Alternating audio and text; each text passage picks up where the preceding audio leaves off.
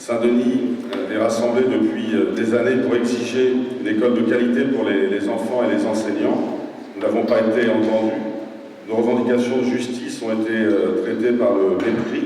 Ce conseil extraordinaire demandé par les parents d'élèves est une contribution pour parvenir à nous faire entendre.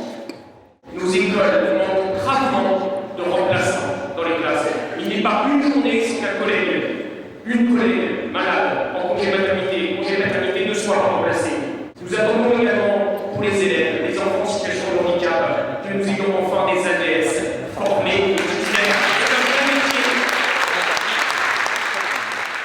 Je trouve important que la mairie déjà soutienne les syndicats et les associations et les collectifs de parents dont je fais partie dans des revendications qui paraissent assez fondamentales et assez évidentes finalement. Je pense que si beaucoup de mairies font pareil, ça peut éventuellement peser sur le ministre de l'Éducation nationale, sur le gouvernement. Il faut régler les besoins vitaux des écoles de Saint-Denis, régler les besoins vitaux des élèves de Saint-Denis, avoir un maître dans chaque classe et un maître qui ne découvre pas le métier d'enseignant sur le tas.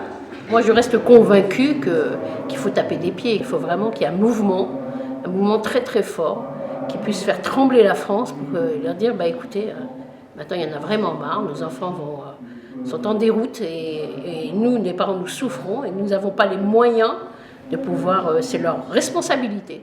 On a adopté un manifeste que nous allons déposer chez le ministre le 27 au matin au ministère.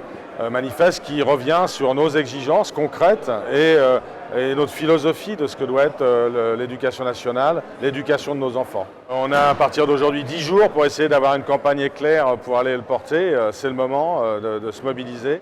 Je suis très contente qu'il y ait cette dynamique dans la ville de Saint-Denis. J'ai envie d'utiliser le mot bluffé, de voir ce qui est construit en le sens pour améliorer notre quotidien. Mais je dis merci pour cette initiative.